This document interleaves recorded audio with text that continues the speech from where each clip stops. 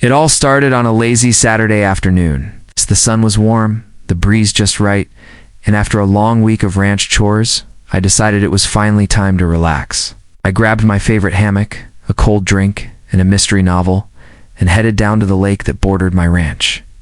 That lake had been part of my family's land for over 50 years. My grandfather used to fish there. My dad taught me to swim there, and now it was where I went to find peace. I tied the hammock between two sturdy oak trees, climbed in, and let myself melt into the quiet rhythm of nature. The water shimmered in the sun, dragonflies zipped by, and birds chirped in the background. Everything was perfect, but peace doesn't last long when the HOA is involved. About 15 minutes into my calm escape, I heard something completely out of place. The crunch of gravel and the hum of tires. I looked up, confused, and saw a silver SUV speed up the dirt road and come to a sharp stop just outside the tree line. Out stepped 3 people, clipboard, sunglasses, and all the angry energy of people looking for a fight. It was the HOA board. 1 woman stormed toward me and shouted, "Excuse me, sir? Can't set up a hammock here? This is restricted lakefront property." I blinked. Was this a joke? "I'm sorry," I said, sitting up in my hammock, "but this is my land. I own this part of the lake." She scoffed. "No, you don't. This is community access property under HOA control. Hammocks, chairs, fire pits, none of it is allowed. It's in violation of regulation for B." Another man stepped forward holding a paper. "You're being issued a citation for unauthorized use of HOA property. If you don't take that hammock down, we'll be forced to call law enforcement." I was stunned not just at their tone, but at how confident they were. They truly believed they were in the right. I stood up calmly and replied, "I think there's a mistake. This entire side of the lake is part of my ranch. I have the deeds and surveys to prove it." They rolled their eyes. "Yeah, sure," the woman said. "Everyone thinks they own more land than they really do." And just like that, I realized something. They had no idea whose land they were standing on. The moment they handed me that so-called violation notice, I knew I wasn't just dealing with annoying neighbors. I was facing a full-blown HOA power trip. Asterisk, you know the type. The ones who walk around with clipboards, act like they're law enforcement, and think they control everything within a 5-mile radius. But this wasn't a shared community park or a subdivision playground. This was my private land, passed down through generations, and they were about to learn the hard way that not every property comes under their jurisdiction. Asterisk. I politely refused to take down the hammock. "You're trespassing," I said as calmly as possible, though my blood was starting to boil. "And unless you have some legal claim to this side of the lake, I'd like you to leave." Asterisk. The woman holding the clipboard, let's call her Linda, because of course her name had to be Linda, looked at me like I was out of my mind. Asterisk. You think you can intimidate the board? She snapped. "We'll be issuing daily fines, starting now. You're in violation, and we've documented everything." Asterisk. The man next to her pulled out his phone and started recording me. "Just so you know, you're on video," he said. "We're keeping evidence in case we need to take legal action." Asterisk. I had to laugh. "Legal action? For sitting in a hammock?" Asterisk. "I'd love for you to take this to court," I replied. "See what a judge says when they look at the property." Line. Asterisk. That only made them angrier. They turned and stormed back to their SUV like they'd just been insulted. I could hear Linda muttering something about entitled landowners as she slammed her car door. Asterisk. The moment they drove off, I pulled out my phone and called my cousin Jake. He's a local real estate attorney and knows land use laws inside and out. Asterisk. You're not going to believe what just happened, I told him. I explained the entire encounter from the sudden HOA ambush to the fake citation and the video threats. Asterisk. He didn't even hesitate. Get your documents together, he said. Deed, survey map, any land records. I'll get in touch with the county registrar first thing in the morning. They show up again? Do not engage, just film everything. Asterisk. I already had most of the documents in a lockbox inside the house, including the original land deed from 1972, when my grandfather bought the entire 40-acre property.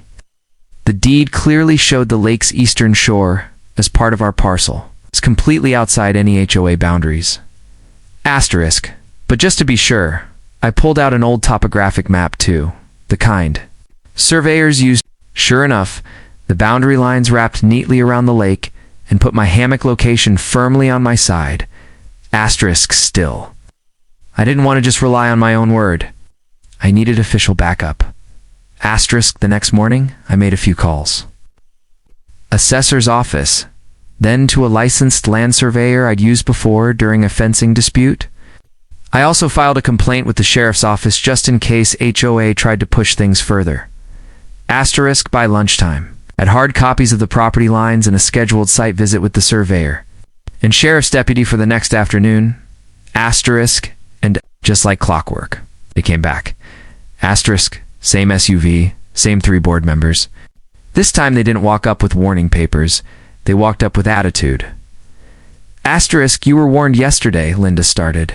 You're still in violation of community policy. The fine is increased to $150.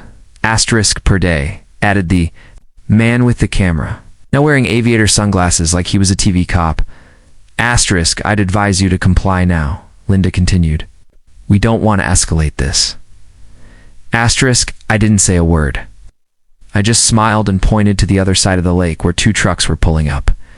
Asterisk outstepped my land surveyor, clipboard in hand, and right behind him, Deputy Moralza.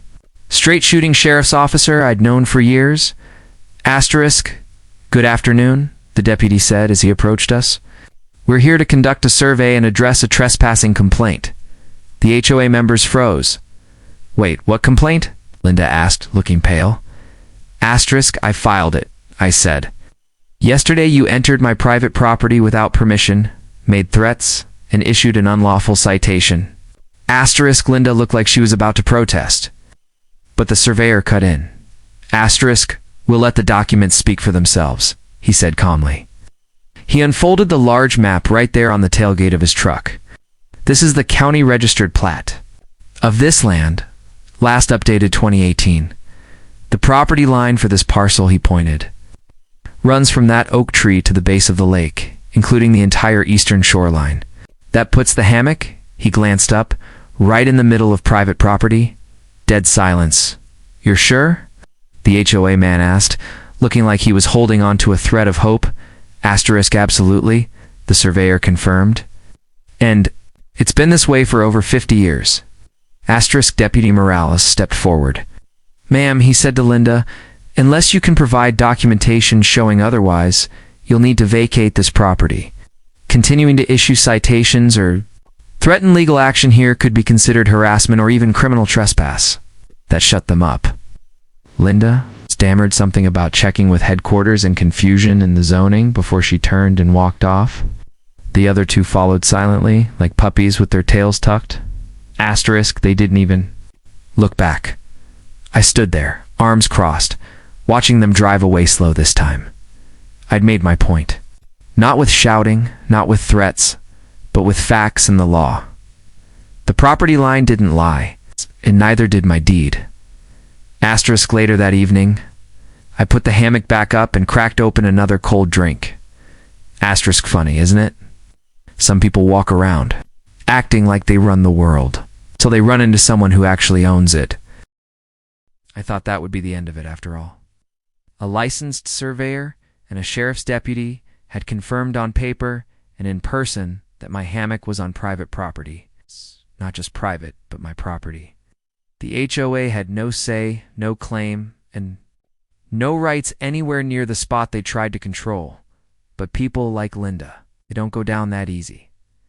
3 days after the confrontation, I got a letter in the mail.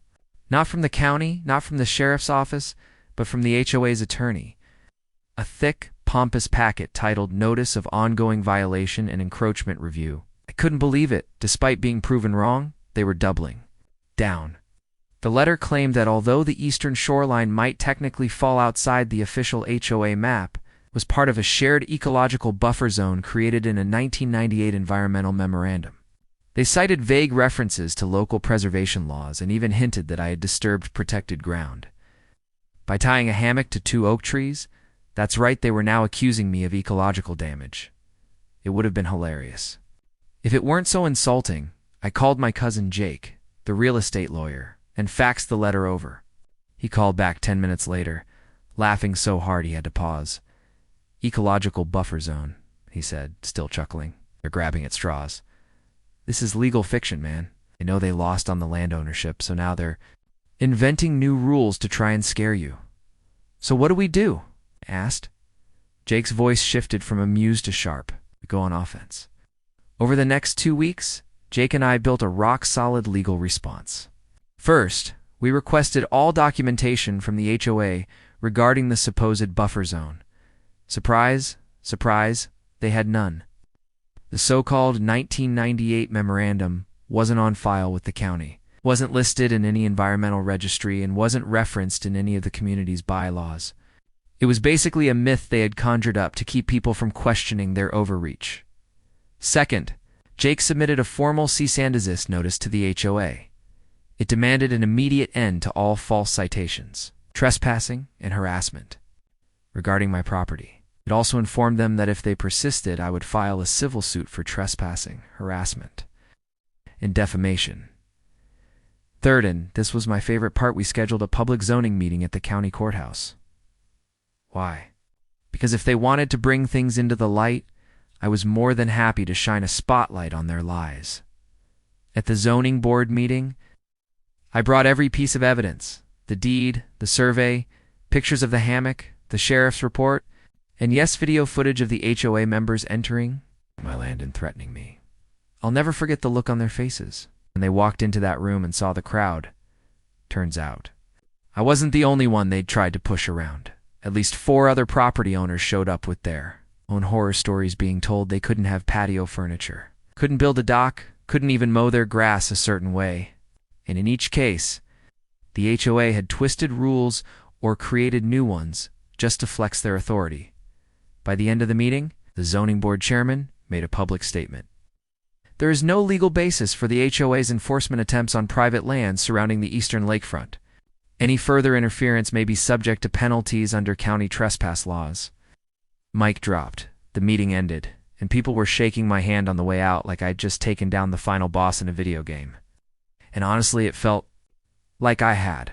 I didn't just defend my hammock, I exposed a pattern of abuse that had been running unchecked for years.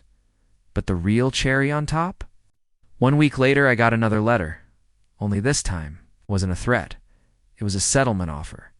That's right, the HOA board, after being thoroughly humiliated, offered me a formal apology letter and an agreement that they would never attempt to enforce rules on my property again. In exchange, I would drop my intention to sue. I'll admit I was tempted to push forward with the lawsuit. But after speaking with Jake, I decided to take the win and move on. Life's too short to spend it in court over trees and hammocks. But don't think I let them off completely. As part of the agreement, I had a clause inserted that allowed me to publicly share the full story, including the survey documents and the zoning board's decision. And you better believe I framed that zoning map and hung it right next to my front door. So now, every time I head down to the lake, I bring a speaker, a cooler, and sometimes even a small grill. I've turned that hammock spot into my own little lakeside paradise, private, peaceful, and absolutely mine. No more clipboard warriors, no more fake violations, no more nonsense. And every so often, I catch Linda driving past the edge of my property, slowing her SUV just a little, probably hoping I'll forget everything that happened. But because what they tried to take wasn't just land, it was peace, autonomy, and respect. And thanks to a tree, rope, and a little bit of backbone, I made sure they'll think twice before messing with the wrong property owner again.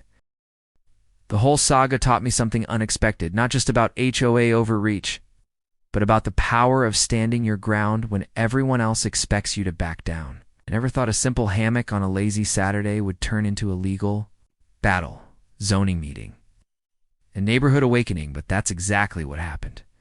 The day after I signed the settlement agreement with the HOA, I woke up early. Not out of anxiety this time, but out of a strange sense of peace I hadn't felt in weeks. I brewed my coffee, took it out on the porch, and looked across the lake.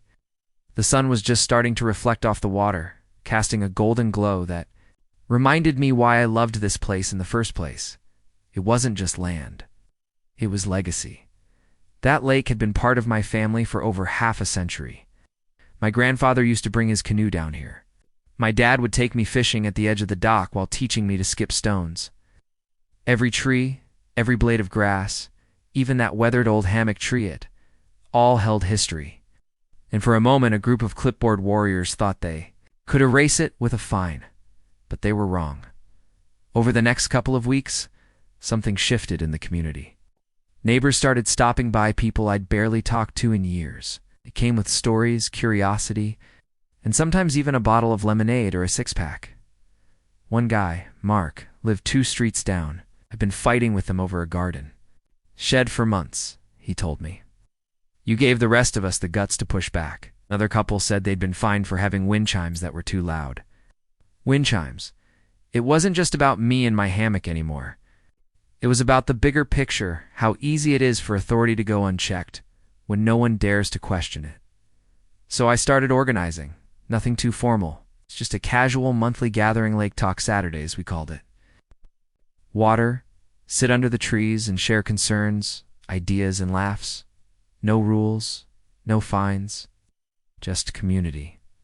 Ironically, it was the very thing the HOA always